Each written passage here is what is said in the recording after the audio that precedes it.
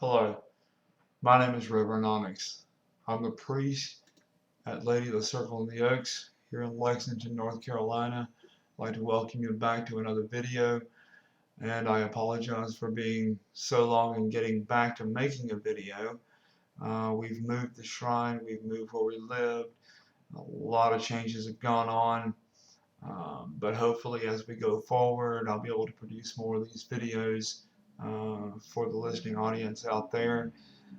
Please, if you listen to the video, if you feel led to share, uh, get the word out there, let everybody know when we're talking.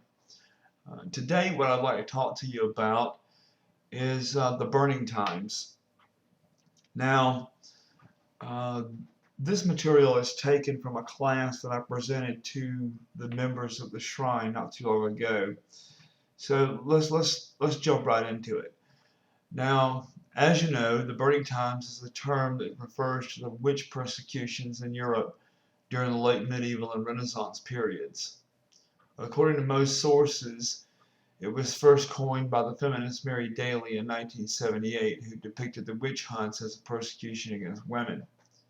However, the term burning times does in fact appear in Joel Gardner's book Witchcraft Today, which predates Daly by about 20 years. But whatever the origin, Wiccans and some other pagans have certainly adopted the term, and today the phrase generally refers to the theory that Christian witch hunters were attempting to root out the practitioners of older pagan religions. The stories of satanic worship was simply a ruse to convince the masses of the necessity of putting these people down, or at best the result of confusion and miscommunication.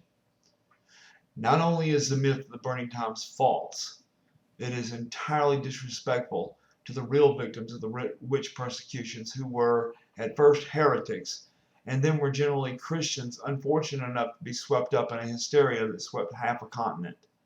None of the victims were Wiccan, because the religion did not exist at that time. Few, if any, had any knowledge of pagan religion. Wiccans have taken up such slogans as "never forget, never again."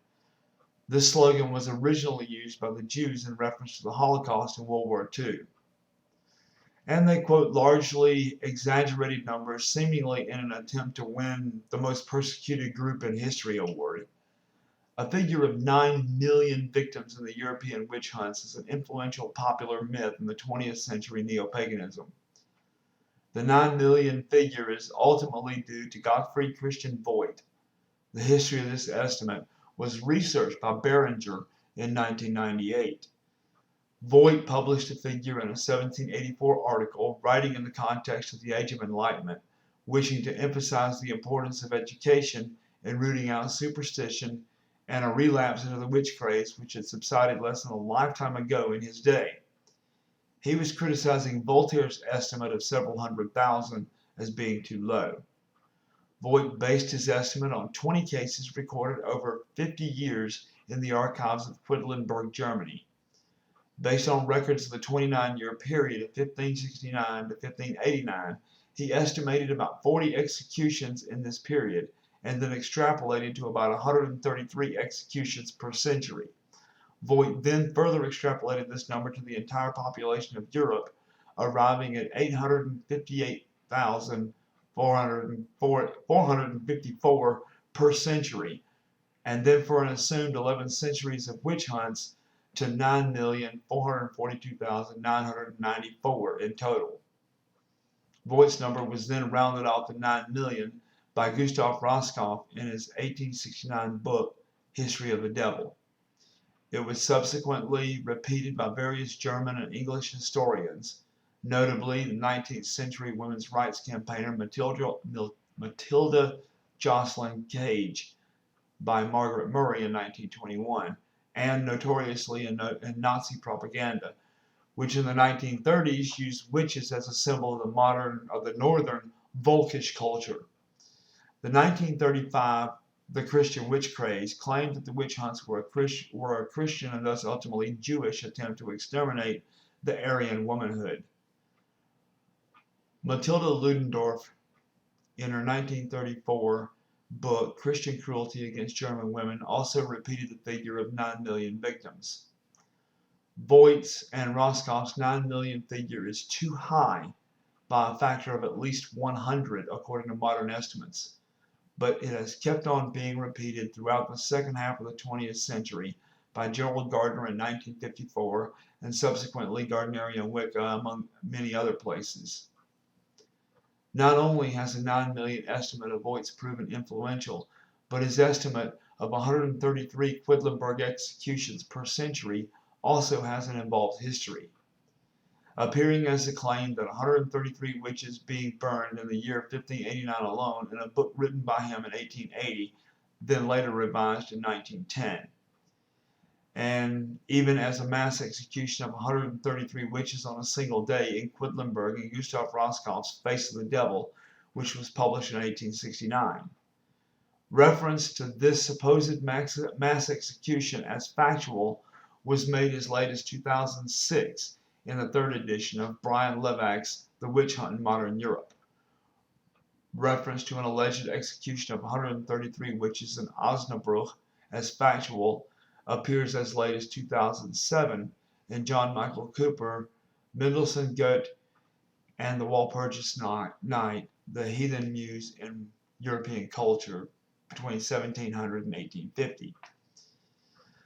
Apparently, Voigt's estimate of the average number of executions per century in Quedlinburg happened to coincide with the number of victims in a spurious report of a singular mass execution in a single day in Osnabrück, distributed in the late 1580s. References to this supposed mass execution as factual is also found in 19th century literature, sometimes together with the claim that the four prettiest of the condemned were lifted out of the flames and carried away through the air before they were burned. Roscoff seems to have mixed up 133 executions on a day in Osnabrück with 133 executions per century in Quedlinburg to arrive at 133 executions on a day in Quedlinburg. The Osnabrück report seems to originate with a flyer that was first distributed in 1588, claiming an execution of 133 witches on a single day in this year.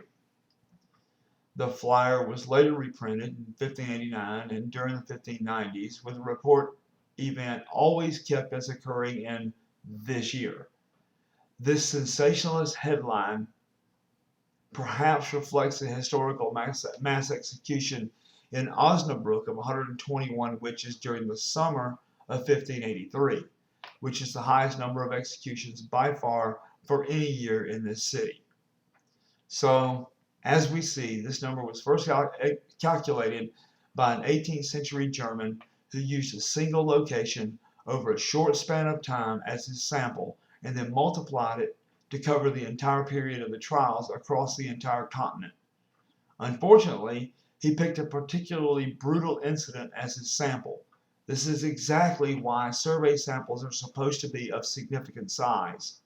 The number was made popular by Matilda Gage in the 19th century and has been repeated time and time again, and a perfect example of how even good writers can repeat stupid things.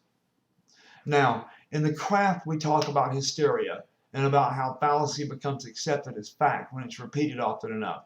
Yet that is exactly what we're promoting. Historians put the number squarely between 40,000 and 100,000 based upon trial records and taking into consideration that not all records have survived or were even taken in the first place. Even this number is tragic. We don't have to exaggerate using bad science and statistical analysis. This is the heart of the problem. If 9 million of us were really killed, that puts us above even the number of Jews killed in the Holocaust. And some people think that gives them the permission to approach the rest of the world with a chip on their shoulder because the world owes them something. It wasn't 9 million. It wasn't us. And even if it was, that's no excuse to behave badly toward those who happen to share a religion with the witch hunters of 400 years ago.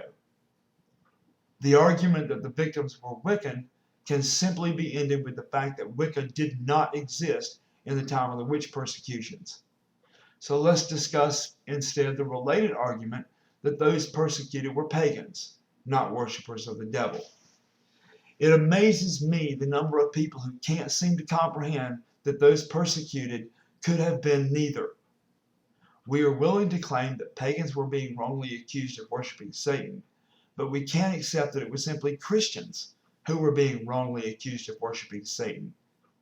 The witch trials didn't begin until more than 1,000 years after the founding of Christianity.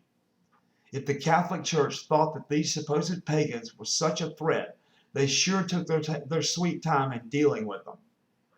The trials have their origins in the persecution of heresy that mostly just got way out of control, in large part because of the destabilization that Europe was suffering at the time. The 100 Years' War was killing people by the thousands, as was the Black Death. People needed a scapegoat, and that scapegoat became the mythical witch. While religion was a factor, it was not about paganism. Catholics were accusing Protestants, Protestants were accusing Catholics, and what we find out is where the conflict between these two groups were more severe, witch trials were likewise more severe. Conversely, in areas where things were more stable, especially on the religious front, the witch hunts were far less hysterical. For instance, the strongly Catholic Spain had one of the smallest witch hunts in Western Europe. Now, as a point of education, I would like to make a statement in the way of clearing up a major misconception. There were absolutely 0 people officially burned at the stake during this period for the heresy of witchcraft in England. Let that sink in. The reason I know this is that burning was not the punishment in England. The victims were hung. Burning was used in the mainland of Europe. So, all of this to come to a final statement. Please, if you're going to invoke the burning times, get your facts straight. Let's stop with the lies. We want other people not to have misinformation about us, but we're sending out misinformation ourselves. You can't push a rope, you have to lead it. We need to walk the walk, not just talk the talk. If you'd like to see some more of my videos, I would really appreciate you looking at them and telling me what you think. For right now, I'm going to close this video, and I certainly appreciate you watching. Please share as you're led. Again, I'm Reverend Onyx from Lady of the Circle and the Oaks. Until next time, may you blessed be.